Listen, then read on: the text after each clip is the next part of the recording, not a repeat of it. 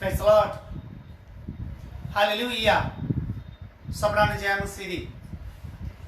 मेरे प्यारिओ, अज का संदेश कलीसिया दे लिए है, क्योंकि प्रभु यीशु का आना बहुत नजदीक है। इसलिए मैं कलीसिया नूं दसना चाहना हाँ कि तैयार हो जाओ, सावधानी ना अपना जीवन देख लो। मसीह आ रहा है, मसीह आ रहा है, क्योंकि ਉਹਦੇ ਆਉਣ ਦੇ ਨਿਸ਼ਾਨ सब पूरे ਹੁੰਦੇ जा रहे हैं। कलीसियाओं, विश्वासियों, प्रभु के दास लोगों, साढ़े कोल समा है नहींगा, क्योंकि मसीह आ रहा है। आज का साडा जिहड़ा विषय है, मैं तुहानूं पिछले दिनां च दस्सिया कि किस तरह मसीह का आना नजदीक है। प्रभु यीशु मसीह ने जो भविष्यवाणी के रूप च वचन दिता कि कौम कौम उत्ते पातशाही पातशाही उत्ते चढ़ाई करेगी, जगह जगह काल पैणगे, भुचाल आउणगे। मेरे प्यारे, सब निशान पूरे हो रहे हैं। और नाल मैं तुहानूं ये भी दस्सिया कि ये इब्रानी मुहावरा इसराइल दे विच रब्बी लोग जिहड़े आ वो सदियां तो सिखाउंदे आ रहे आ,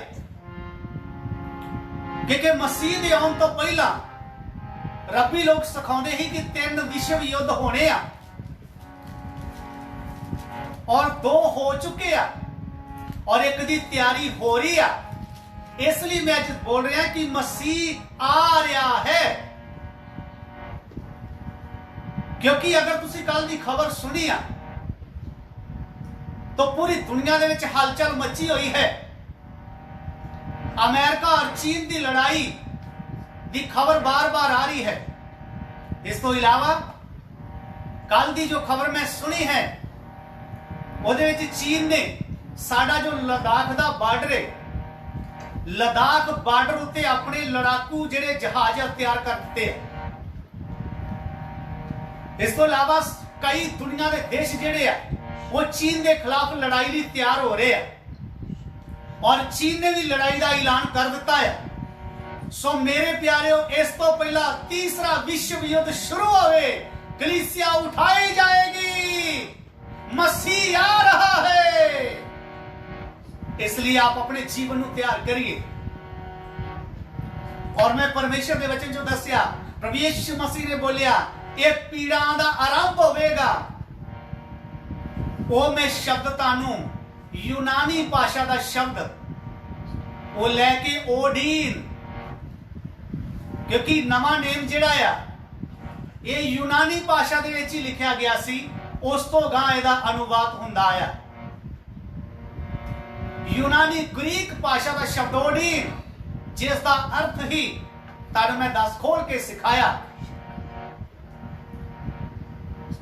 सो बर्थ पेन्स या पेन और सोरो ऑफ चिल्ड बर्थ, पीड़ा का आरंभ मैं दस्या कि 3 भागां दे विच सिखाया जाता सी ये वचन, और उन्होंने समय समय सिर सिखाउंदे सी। और इस तो इलावा मैं तुहानूं एक होर गल दसी सी कि यहूदी ग्रंथ दे विच जो तालमुड है उस दे विच एक शब्द दिता गया सी, वो मैं तुहानूं एक बार फिर तो दस देना हाँ। यहूदी ग्रंथ का जो नाम मैं दसिया तालमुड, जिस दे विच शब्द लिखा गया birth pain of the Messiah. मैं एक बार फिर बोलता हाँ, यहूदी ग्रंथ दे विच जो शब्द आया वो है birth pains of the Messiah, यानी मसीह दे आउण तो पहला बहुत सारा पीड़ा का आरंभ होवेगा। जगह जगह महामारियां फैल जाएंगियां, भुचाल आउणगे, अकाल पै जाएंगे, लड़ाइयां ते लड़ाइयां दी आवाज़ां सुन लोगे, देश देश उत्ते, कौम कौम उत्ते, राज राज उत्ते ते जाति जाति उत्ते चढ़ाई करेगी। मेरे प्यारेओ, ये सब साडी अखां दे सामने वचन पूरे हो रहे हैं। विश्वासी लोगों अजे भी अपने जीवन च ढिले बैठे हुए हो, जबकि इन्हां दिनां दे विच ज्यादा प्रार्थना करनी चाहिए, ज्यादा वचन पढ़ना चाहिए है, ज्यादा संगति करनी चाहिए है। परमेश्वर के चरणों च बैठ के अपने जीवन को तैयार कर लो, मसीह आ रहा है। अपने जीवन की तैयारी करो। मसीह आने तो पहला की होवेगा, इसराइलियों को 10 निशान दसे गए सन, जिन्हां दे विचों पहला कि जब मसीह दा आना होवेगा तद इसराइल दी आजादी हो जाएगी, इसराइल देश वस जाएगा, इसराइल दा जिहड़ा रेगिस्तान आ वो हरिया भरिया हो जाएगा। सो मेरे प्यारेओ, अज वर्तमान दे समय दे विच इसराइल अपने देश दे विच वस रहा है और उसके रेगिस्तान दे विच फुल और हरियां सब्जियां लह लहरारियां हन। और ये वचन प्रभु यीशु मसीह ने नबूत के तौर पर भी इस्तेमाल किए, सानू बोले। मैं तुहानू अज परमेश्वर के वचनों पढ़ के सुनाना चाहना हाँ। सब तो पहली नबूत जो भविष्यवाणी प्रभु यीशु मसीह ने अपने चेलियां नू कीती, वो पूरी की तरह ही ਉਹਦੇ बारे दसना चाहना हाँ। फिर तो असी मत्ती दी अंजील उसका 24 अध्याय उसके 1 वचन तो पढ़िए। यीशु हैकलों बाहर निकल के चलिया जांदा सी कि ਉਹਦੇ चेले उस कोल आए जो हैकल दियां इमारतां ਉਹਨੂੰ ਵਿਖਾਲਣ, पर उसने अगों ਉਹਨਾਂ ਨੂੰ ਕਿਹਾ कि तुसी इन्हां सबना चीजां नूं नहीं वेखदे। मैं तुहानू सच आखदा हां, जो इत्थे पत्थर उत्ते पत्थर छड्डिया ना जाएगा, जो इत्थे पत्थर उत्ते पत्थर छड्डिया ना जाएगा। क्योंकि इस तो पहला प्रभु यीशु मसीह ने की बोलिया, हे इस्राएल, हे इस्राएल, मैं चाहया कि तेनू जिस तरह मुर्गी अपने बच्चों नू खंभा थले छुपा लेंदी आ, मैं भी तेनू छुपा लवां, पर तू नहीं चाहया। वेख, तू बिखर जाएगा, तू खेरू खेरू हो जाएगा, तू बर्बाद हो जाएगा। हुण इधर चेलियां नू प्रभु यीशु मंदिर के बारे बोल रहा है और इतिहासकार दसदे आ कि प्रभु यीशु मसीह स्वर्ग उठाए जाने के बाद लगभग 70 एडी दे विच सन 70 दे विच इसराइल का मंदिर तोड़ दिता गया। आज मैं तुहानू कुछ उसका इतिहास भी दसना चाहना मैं, क्योंकि परमेश्वर के वचन के नाल नाल इसराइल के इतिहास दियां भी जरूरी गल्लां तुहानू जाननियां जरूरी है और तुहाडा हक भी है। सब तो पहली गल 70 एडी दे विच सन 70 दे विच इसराइल का मंदिर का तोड़िया जाना। फिर उसके बाद सन 135 दे विच एडी 135 दे विच रोम दे साम्राट हैदरियन ने, नाम लिख लेना, हैदरियन, वो जदों आया इसराइल देश पे कब्जा कर लिया और उसने इसराइल देश नू बर्बाद कर दिता, यरूशलेम नू बर्बाद कर दिता, एक एक इट तोड़ दी और पूरे इसराइल जिथे रह रहा सी हल चलवा दिता, सारी मिट्टी मिट्टी कर दी और उथे एक शहर अपने लिए बनवाया। उस शहर का नाम भी अपने नामा ते रखिया और उस तो इलावा रोम की जिहड़ी ही वो उसते मूर्तियां स्थापित कर दित्तियां और आज्ञा ला दी कि अज दे बाद यहूदी लोग अपने धर्म का ना प्रचार कर सकते ना उपासना कर सकते, एक गैर कानूनी होवेगा। और बहुत सारे यहूदी लोगों को कत्ल कर दिता गया। लगभग 12,000 ਦੇ ਕਰੀਬ ਯਹੂਦੀ ਲੋਕਾਂ ਨੂੰ ਕਤਲ ਕੀਤਾ ਗਿਆ। ਉਸ ਦੇ ਬਾਅਦ ਫਿਰ 200 ਸਾਲ ਦੇ ਬਾਅਦ रोम साम्राट कॉन्स्टेंटिन उसने आके फिर तो यरूशलेम का नाम जिहड़ा सी वो फिर तो लिया, वो फिर तो वो नाम नूं लैन लगे यरूशलेम का नाम, पहले उसका नाम ही मिटा दिता गया सी। उस दे बाद फिर 636 दे विच रोमन राज जांदा रहा और फिर खलीफा उमर मुसलमानी राज उत्ते उन्होंने कब्जा कर लिया इसराइलियां ते। उस खलीफा उमर ने कब्जा कर लिया और इसराइल नूं ते फिलिस्तीन नूं अपने कब्जे च कर लिया। फिर उस दे बाद ये लगभग फिर 1099 ईस्वी विच रोमन कैथोलिक दा राज स्थापित हो गया इसराइल दे विच, यरूशलेम दे विच। और ये लगभग 88 साल तक राज रहा। मैं इतिहास दियां तां तुहानूं गल्लां दस रहा हां, तुहानूं पता लग जाए कि प्रभु यीशु मसीह ने जो जो बोलिया वो एक एक बिंदु पूरा हो चुका है। फिर उसके बाद 1204 तक कब्जा रहा। फिर 13वीं और 14वीं सदी के विच इसराइल ते फिर कब्जा किया गया और उन्होंने नाम हुलाकू अते तैमूर लंग ने कब्जा कर लिया। फिर उसके बाद 1914 तक इन्हां ते कब्जा हुंदा रहा। मिस्र ने कब्जा कर लिया, फिर तुर्की ने कब्जा कर लिया और जदों पहला विश्व युद्ध होया 1914 विच उदों तुर्की का कब्जा सी। सो ध्यान दे के सुनिए, ये गल्लां मैं तुहानूं क्यों दस रहा हां कि तुहानूं इहदी जानकारी आ जावे। फिर 1917 विच संयुक्त राष्ट्र के ध्यान में यह गल आई और उन्होंने कहा कि इसराइल जिहड़ा है वो धर्म देश बना दिता जाएगा। ब्रिटिश ने यह ऐलान किया, ब्रिटिश विदेश मंत्री ने यह ऐलान किया कि इसराइल जिहड़ा है वो धर्म देश बनाया जाए। और उसके बाद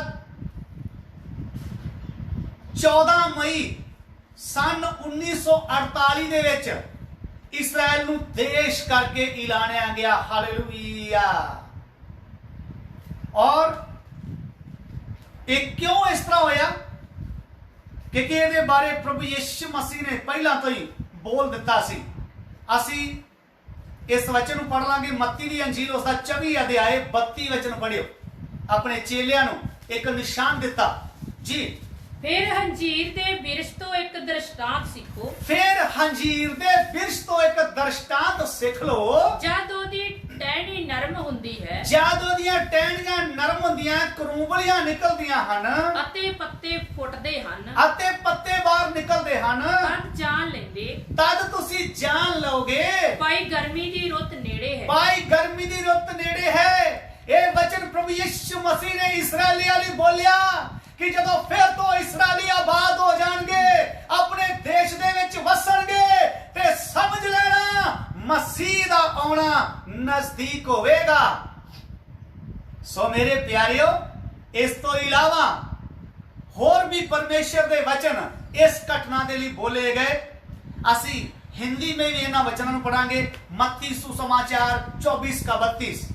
अंजीर के पेड़ से ये दृष्टांत सीखो, जब उसकी डाली कोमल हो जाती और पत्ते निकलने लगते हैं तो तुम जान लेते हो कि ग्रीष्म काल निकट है। हालेलुया। सो लूका दी अंजील उसका 21 अध्याय 29 ਤੋਂ 31 वचन तक पढ़ी। प्रभु यीशु मसीह दी भविष्यवाणियां कितना समय समय सिर पूरीਆਂ ਹੁੰਦੀਆਂ ਗਈਆਂ जी। ਉਸਨੇ ਉਹਨਾਂ ਨੂੰ ਇੱਕ ਦ੍ਰਿਸ਼ਟਾਂਤ ਦਿੱਤਾ जी ਭਾਈ ਹਜੀਰ ਦੇ ਬੂਟੇ ਨੂੰ ਅਤੇ ਸਾਰਿਆਂ ਰੁੱਖਾਂ ਨੂੰ ਵੇਖੋ, ਜਦ ਉਹਨਾਂ ਦੇ ਪੱਤਰ ਨਿਕਲਦੇ ਹਨ ਜਦ ਉਹਨਾਂ ਦੇ ਪੱਤਰ ਨਿਕਲ ਆਉਂਦੇ ਹਨ ਤਾਂ ਤੁਸੀਂ ਵੇਖ ਕੇ ਆਪੇ ਜਾਣ ਲੈਂਦੇ ਹੋ ਪਰ ਤੁਸੀਂ ਵੇਖ ਕੇ ਆਪੇ ਜਾਣ ਲੈਂਦੇ ਹੋ ਜੋ ਹੁਣ ਗਰਮੀ ਦੀ ਰੁੱਤ ਨੇੜੇ ਹੈ। ਜੋ ਹੁਣ गर्मी ਦੀ ਰੁੱਤ ਨੇੜੇ है। जी हाँ, हिंदी में उसने उनसे एक दृष्टांत भी कहा, जी अंजीर के पेड़ और सब पेड़ों को देखो, हाँ जी ज्यों ही उनमें कोंपलें निकलती हैं, हाँ जी तो तुम देखकर आप ही जान लेते हो तुम देखकर आप ही जान लेते हो कि ग्रीष्म काल निकट है। तो ध्यान से देखे, ग्रीष्म काल निकट है।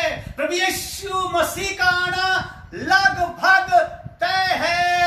यीशु मसीह आ रहा है क्योंकि उसकी भविष्यवाणियां जो जो प्रभु यीशु ने बोला था वो पूरा होता जा रहा है। इस्राएल के बारे में कहा था जब इस्राएल फिर से उनका निर्माण होगा, फिर से उसका देश होगा, उनके रेगिस्तान हरे भरे हो जाएंगे, तब जान लेना मसीह का आना निकट है। ये हो चुका है। देश देश, राज्य राज्य, जाति जाति पर चढ़ाई करेगी, ये भी हो रहा है। 3 विश्व युद्ध होंगे, 2 हो चुके हैं, अभी एक की तैयारी चल रही है। अब दुनिया के हालात देखें, न्यूज चैनलों को देखें, चिल्ला चिल्ला कर बोल रहे हैं चीन, अमेरिका और बाकी देश लड़ाई की तैयारी कर चुके हैं। मैं बता रहा था चीन ने लद्दाख बॉर्डर जो हमारा हिंदुस्तान का बॉर्डर है पास लगता, लद्दाख में अपने लड़ाकू विमानों को तैयार कर दिया है। इससे हम क्या समझ रहे हैं? अगर तीसरा विश्व युद्ध शुरू हुआ कलीसिया उठाई जाएगी, इसलिए मसीह आ रहा है, अपनी तैयारी करें। एक वचन हम और पढ़ना चाहते हैं जिशाया की किताब से। जिशाया की किताब उसका 60 अध्याय उसके 4 और 8 वचन पढ़िए। जिशाया की किताब उसका 4 अध्याय 60 अध्याय 4 ते 8 वचन पढ़िए जी। ਆਪਣੀਆਂ ਅੱਖਾਂ ਚੁੱਕ ਕੇ ਆਲੇ ਦੁਆਲੇ ਵੇਖੋ जी ਉਹ ਸਭ ਦੇ ਸਭ ਇਕੱਠੇ ਹੁੰਦੇ। ध्यान दे के सुनियो, कहता अपनी अखां चुक के वेखो भी ਉਹ ਆਲੇ ਦੁਆਲੇ ਇਕੱਠੇ ਹੋ ਰਹੇ ਆ। ਇਹ ਕਿੰਨਾਂ ਦੇ ਬਾਰੇ ਬੋਲ ਰਿਹਾ ਆ? ਇਸਰਾਇਲੀਆਂ ਦੇ ਬਾਰੇ ਬੋਲ ਰਿਹਾ ਹੈ। ਪ੍ਰਭੂ ਯਿਸੂ ਮਸੀਹ ਨੇ ਵੀ ਬੋਲਿਆ ਕਿ ਉਸ ਰੁੱਖ ਨੂੰ ਵੇਖੋ ਜਦੋਂ ਇਹਦੇ ਕੁਰੁੰਬੀਆਂ ਨਿਕਲ ਆਉਣਗੀਆਂ ਤੇ ਤੁਸੀਂ ਜਾਣ ਲੈਂਦੇ ਹੋ ਕਿ ਮੌਸਮ ਬਦਲਣ ਵਾਲਾ ਹੈ। ਇਹ ਇਸਰਾਇਲੀਆਂ ਦੇ ਬਾਰੇ ਬੋਲਿਆ ਗਿਆ ਕਿ ਫਿਰ ਤੋਂ ਉਹਨਾਂ ਦੀਆਂ ਕੁਰੁੰਬੀਆਂ ਨਿਕਲਣਗੀਆਂ ਤੇ ਉਹ ਇਕੱਠੇ ਹੋ ਜਾਣਗੇ ਤੇ ਉਹ ਹਰਾ ਭਰਾ ਹੋ ਜਾਵੇਗਾ। और देखो जिशाया भी बोल रहा है, दोबारा पढ़िए बच्चे। ਆਪਣੀਆਂ ਅੱਖਾਂ ਚੁੱਕ ਕੇ ਆਲੇ ਦੁਆਲੇ ਵੇਖ। अपनी अखां चुक के आले दुआले वेख, ਉਹ ਸਭ ਦੇ ਸਭ ਇਕੱਠੇ ਹੁੰਦੇ। ਉਹ ਸਭ ਦੇ ਸਭ ਇਕੱਠੇ ਹੁੰਦੇ ਆ। ਉਹ ਤੇਰੇ ਕੋਲ ਆਉਂਦੇ। ਉਹ ਤੇਰੇ ਕੋਲ ਆਉਂਦੇ ਆ। ਤੇਰੇ ਪੁੱਤਰੋਂ ਦੂਰ ਆਉਣਗੇ। ਤੇਰੇ ਪੁੱਤਰ ਜਿਹੜੇ ਦੂਰੋਂ ਆਉਣਗੇ। 8 ਵਚਨ ਪੜਤਾ ਜੀ। ਇਹ ਕੌਣ ਹਨ ਜਿਹੜੇ ਬੱਦਲ ਵਾਂਗੂ ਉੱਡੇ ਆਉਂਦੇ ਹਨ? हालेलुया। इस्राएलियों ने बारे देख के बोल रहा है, ये कौन ਹਨ ਜੋ ਬੱਦਲ ਵਾਂਗੂ ਉੱਡੇ ਆਉਂਦੇ ਆ? ਜਿਵੇਂ ਘੁੱਗੀਆਂ ਆਪਣੇ ਕਾਬਾ ਕੋਲੋਂ। ਜਿਵੇਂ ਘੁੱਗੀਆਂ ਉੱਡ ਕੇ ਆਉਂਦੀਆਂ। ਮੇਰੇ ਪਿਆਰਿਓ, ਜਦ 1948 ਦੇ ਵਿੱਚ ਇਸਰਾਇਲ ਦੇਸ਼ ਬਣ ਗਿਆ, 1900 ਉਦੋਂ ਤੋਂ ਹੀ ਯਹੂਦੀ ਲੋਕ ਦੁਨੀਆ ਦੇ ਹਰ ਕੋਨੇ ਤੋਂ ਆਉਣੇ ਸ਼ੁਰੂ ਹੋ ਗਏ। ਲੇਕਿਨ 1950 ਦੇ ਵਿੱਚ ਜਦ ਇਸਰਾਇਲ ਦੀ ਪਾਰਲੀਮੈਂਟ ਨੇ ਕਾਨੂੰਨ ਪਾਸ ਕਰ ਦਿੱਤਾ ਕਿ ਦੁਨੀਆ ਦੇ ਕਿਸੇ ਵੀ ਕੋਨੇ 'ਚ ਜੋ ਯਹੂਦੀ ਲੋਕ ਰਹਿ ਰਹੇ ਆ ਉਹ ਇੱਥੇ ਆ ਸਕਦੇ ਆ, ਉਹਨਾਂ ਨੂੰ ਪੂਰੀ ਤਰ੍ਹਾਂ ਖੋਲਿਆ, ਆਜ਼ਾਦੀ ਆ। ਸਾਰੇ ਯਹੂਦੀ ਲੋਕ ਕਬੂਤਰਾਂ ਦੀ ਤਰ੍ਹਾਂ ਜਹਾਜ਼ਾਂ ਤੇ ਚੜ ਕੇ ਯਰੂਸ਼ਲਮ ਦੇ ਵਿੱਚ ਪਹੁੰਚ ਗਏ। ਮੇਰੇ ਪਿਆਰਿਓ, ਯਹੂਦੀਆਂ ਦਾ ਆਉਣਾ ਅੱਜ ਵੀ ਜਗ੍ਹਾ ਜਗ੍ਹਾ ਤੋਂ ਜਾਰੀ ਆ। ਅੱਜ ਵੀ ਯਹੂਦੀ ਲੋਕ ਆਪਣੇ ਦੇਸ਼ 'ਚ ਇਕੱਠੇ ਹੋ ਰਹੇ ਆ। जी हाँ, हिंदी में जिशाया 60 का 4 और 8 जी। अपनी आंखें चारों ओर उठाकर देख जी। वह सब के सब इकट्ठे होकर हाँ जी। तेरे पास आ रहे हैं। तेरे पास आ रहे हैं। तेरे पुत्र दूर से आ रहे हैं। तेरे पुत्र दूर से आ रहे हैं। और तेरी पुत्रियां खुशियाँ हाँ जी। हाथों हाथ पहुँचाई जा रही है। 8 वचन जी। ये कौन है? ये कौन है जो बादल के समान अपने दरबों की ओर उड़ते हुए कबूतरों के समान चले आते हैं। हालेलुया, कबूतरों के समान। क्योंकि उस समय शैन प्लेन नहीं होंगे, जहाज नहीं होंगे ऊपर उड़ने वाले। यशायाह देखकर बोल रहा है, लेकिन वो वचन पूरा हो चुका है। इस्राएली यहूदी अपने देश में आ चुके हैं। इसके साथ यिर्मयाह की पुस्तक उसका 30 अध्याय 10 वचन, यिर्मयाह की किताब उसका 30 अध्याय 10 वचन में पढ़ांगे। हे याकूब मेरे टेलवे तू ना डर, यहोवा दा वाक है। हे इस्राएल तू ना घाबर, हाँ जी। क्यों जो वेख मैं तेनू दूर तो बचावांगा, मैं तेनू दूर तो बचावांगा ਅਤੇ ਤੇਰੀ ਨਸਲ ਨੂੰ ਉਹਨਾਂ ਦੀ ਸੀਰੀ ਦੇ ਦੇਸ਼ ਤੋਂ ਯਾਕੂਬ ਮੁੜੇਗਾ ਜੀ। ਅਤੇ ਚੈਨ ਤੇ ਰਮਾਨ ਕਰੇਗਾ चैन ते रमान करेगा, ਅਤੇ ਉਹਨੂੰ ਕੋਈ ਨਾ ਡਰਾਵੇਗਾ। ਉਹਨੂੰ ਕੋਈ ਨਾ ਡਰਾਵੇਗਾ। ਅੱਜ ਇਸਰਾਇਲ ਦੇਸ਼ ਇੰਨਾ ਤਾਕਤਵਰ ਹੋ ਚੁੱਕਾ ਆ ਕਿ ਉਹਨੂੰ ਕੋਈ ਨਹੀਂ ਡਰਾ ਸਕਦਾ। ਪਰਮੇਸ਼ਰ ਦੇ ਵਚਨ ਕਿਸ ਤਰ੍ਹਾਂ ਪੂਰੇ ਹੁੰਦੇ ਗਏ। ਯशायाह ਦੀ ਕਿਤਾਬ ਉਸਦਾ 11 ਅਧਿਆਇ 12 ਵਚਨ ਪੜ੍ਹੀ। ਯशायाह 11 अध्याय 12 वचन में पढ़िए जी। ਉਹ ਕੌਮਾਂ ਲਈ ਇੱਕ ਝੰਡਾ ਖੜਾ ਕਰੇਗਾ, ਉਹ ਕੌਮਾਂ ਲਈ ਇੱਕ ਝੰਡਾ ਖੜਾ ਕਰੇਗਾ ਅਤੇ ਇਸਰਾਇਲ ਦੇ ਛੁੱਟਾਂ ਨੂੰ ਇਕੱਠਾ ਕਰੇਗਾ। ਉਹ ਇਸਰਾਇਲ ਦੇ ਜਿਹੜੇ ਖਿੰਡ ਗਏ ਸੀ ਉਹਨਾਂ ਨੂੰ ਇਕੱਠਾ ਕਰੇਗਾ ਅਤੇ ਯਹੂਦਾ ਦੇ ਖਿਲਰਿਆ ਹੋਇਆਂ ਨੂੰ ਜੀ। ਧਰਤੀ ਦੀਆਂ ਚੌਂ ਪੁੰਟਾਂ ਤੋਂ ਜਮ੍ਹਾਂ ਕਰੇਗਾ। ਯਹੂਦਾ ਦੇ ਜਿੰਨੇ ਖਿਲਰੇ ਲੋਕ ਆ ਉਹਨਾਂ ਨੂੰ ਧਰਤੀ ਦੀਆਂ ਚੌਂ ਕੂਟਾਂ ਤੋਂ परमेश्वर इकट्ठा करेगा। जी हाँ, पढ़िए हिंदी में। वह जाति जाति के लिए झंडा खड़ा करके इस्राएल के सब निकाले हुओं को जी। और यहूदा के सब बिखरे हुओं को जी। पृथ्वी की चारों दिशाओं से इकट्ठा करेगा जी। पृथ्वी की चारों दिशाओं से इकट्ठा करेगा। अब यशायाह 60 का 8 एक बार फिर से पढ़े।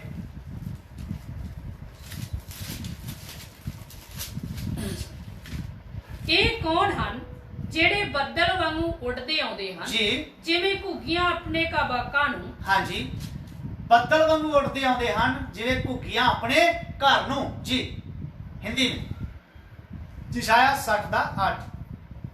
ये कौन है? ये कौन है जो बादल के समान अपने दरबों की ओर उड़ते हुए जी। कबूतरों के समान चले आते हैं। कबूतरों के समान चले आते हैं। सो मेरे प्यारियो, इस्राएली रब्बी लोकां नूं 10 निशान दिते गए ही मसीह दे आउण तो पहला 10 घटना हो जाणगियां। पहला निशान रब्बी लोकां लई जो पूरा हो चुका है, इजराइल अपने देश च वापस आ चुका है। इस्राएल दे रेगिस्तान हरे भरे हो चुके हैं और इस्राएल बहुत बड़ी ताकत बन चुका है और बड़ा निडर होके शांति दे नाल वस रहा है। सो इसका संदेश की है, प्रभु यीशु मसीह ने जैतून दे रुख दी जो मिसाल दी वो अज पूरी हो चुकी है। सो पूरी हो चुकी है। मैं 10 दे बारे दस रहा हूं, अज 1 दे बारे दस्या है। प्रभु की मर्जी है तो आने वाले दिनों च बाकी गल्लां दे बारे भी तुहानूं सिखाया जाएगा। अब प्रार्थना करते रहिए, प्रभु दे आउण च अगर देरी आ ते असीं वचन सिखांगे। जे तुरी फूकी गई इस समय दे विच ते फिर विश्वास रखिए असीं ऊपर जाके मिल लवांगे साडे प्रभु दे नाल। हालेलुया। मैं एक बार फिर बोलांगा, मसीह आ रहा है, मसीह आ रहा है। अपने जीवन की तैयारी करिए। प्रभु इन्हां वचनां दे द्वारा तुहानूं आशीष देवे। प्रार्थना करांगे। सर्वशक्तिमान पिता जी, असीं तुहाडा धन्नवाद करदे हां इन्हां पवित्र वचनां वास्ते। स्वर्गी पिता, जिन्हें लोगों ने तेरे पवित्र वचनां नूं सुनिया है, सबना नूं आशीष ते बरकत दे। एक एक नूं तेरे वचन दे अनुसार तैयार कर, ताकि तुरी फूकदियां सारी तेरे नाल जा सकी। तू मदद कर, तेरे हाथ च सौंपते बेनती नूं सुन लो पिता जी, यीशु मसीह दे पवित्र नाम विच असीं मंगदे हां। आमीन। सबना जय मसीह। प्रभु तानू आशीष दे।